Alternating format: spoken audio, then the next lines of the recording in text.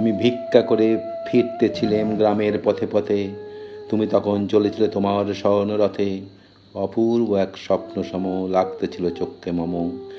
কি বিচিত্র শোভা তোমার, কি বিচিত্র সাজ, আমি মনে ভাবতেছিলাম এ কোন মহারাজ। আজি শুভক্ষণে রাত পহল, ভেবেছিলেম তবে আজ আমারে দাঁড়ে দাঁড়ে ফিরতে নাই হবে।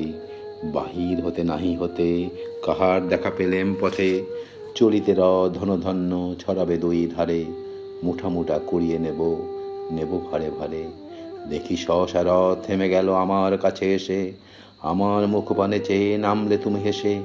দেখে মুখের প্রসন্নতা জুড়িয়ে গেল সকল ব্যথা, হেনকালের কিসের লাগে তুমি অকস্মাৎ, আমায় কিছু দাও গো বলে বাড়িয়ে দিলে হাত।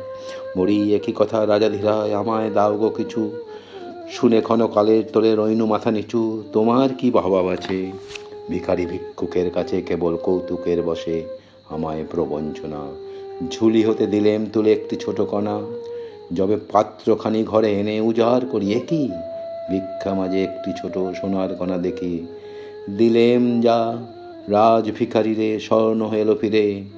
তখন কাঁদি চোখের জলে দুটি নয়ন ভরে, তোমায় কেন দিইনি আমার সকল শূন্য করে।